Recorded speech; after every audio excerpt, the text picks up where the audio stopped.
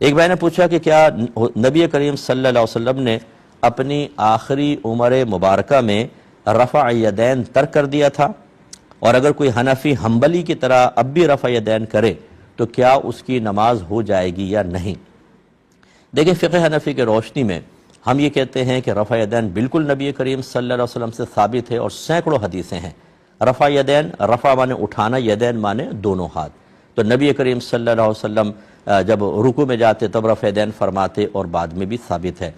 لیکن میرے آقا صلی اللہ علیہ وسلم نے، ہمارے دلائل ہمارے پاس ایسے ہیں، عبداللہ بن مسعود کی بعض روایتیں ایسی ہیں، اور حضرت عبداللہ بن مسعود کے بارے میں مشہور یہی ہے کہ آپ نبی کریم صلی اللہ علیہ وسلم کی آخری حیات طیبہ کے اعمال کو اختیار کیا کرتے تھے، اور وہ روایات ایسی موجود ہیں کہ نبی کریم نے نماز پڑھی اور اس میں رفع یدین نہ فرمایا، بلکہ بعض میں جیسے مسلم وغیرہ کی بعض روایات میں تو ایسے ہے کہ سرکار نے صحابہ کو ہاتھ اٹھاتے ہوئے دیکھا اور آپ نے ان کو منع فرمایا۔ تو یہ چونکہ دونوں طرح کی حدیثیں موجود ہیں، تو احناف نے دونوں طرح کی حدیثوں کو جمع کر کے غور کیا، اور معلوم ہوا کہ رفع یدین منسوخ ہو چکا ہے، اور ناسخ وہ حدیثیں ہیں کہ جن میں رفع یدین کا ترک ثابت ہے، تو یہ حکم دے دیا۔ اور بعض ایسے ہوتے ہیں جو ناسخ حدیثوں کو نہیں مان رہے، وہ دوسری جہت سے ان کو دیکھتے ہیں، وہ رفع یدین کر رہے ہیں۔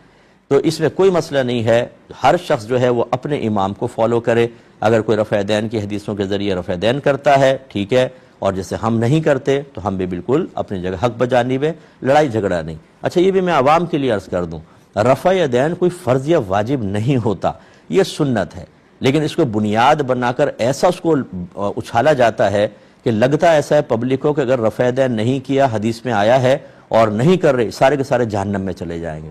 جو رفع یدین کرتے ہیں ان سے بھی آپ پوچھ کر دیکھ لیں، میری دعوت ہے آپ کو، کہ اگر ہم رفع یدین نہیں کرتے تو کیا جہنم میں جائیں گے؟ وہ کہیں گے کہ نہیں، کریں تو صحیح، ٹھیک ہے، ہمارے ان کے نزدیک وہ کہیں گے کہ ہمارے نزدیک سنت ہے، نہیں کریں گے تو آپ جہنم میں نہیں جائیں گے۔ لیکن اس مسئلے کو ایسا لائٹ میں لایا جاتا ہے، اور اس طرح پھر امت آپس میں لڑتی ہے، جس سے رفع یدین نہیں کیا تو نمازیں باطل ہو گئیں، اور جو نہیں کر رہا وہ جہنم میں جائے گا، یا جو کر رہا ہے وہ جہنم میں جائے گا۔ اس میں جھگڑا وغیرہ نہ کریں۔ حنفی جو ہے وہ حنبلی کی طرح نماز نہ ادا کرے، وہ رفع یدین نہ کرے، وہ اپنے امام کو فالو کرے۔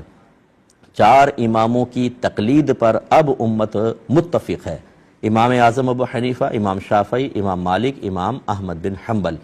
اور تمام امت نے اتفاق کر لیا ہے کہ کسی ایک امام کی پیروی اب واجب ہے، لازم ہے۔ اس کو تقلید شخصی کہتے ہیں، اور یہ اس لیے لازم ہے کہ اگر آپ اس کو چھوڑ دیں، تقلید نہ کریں،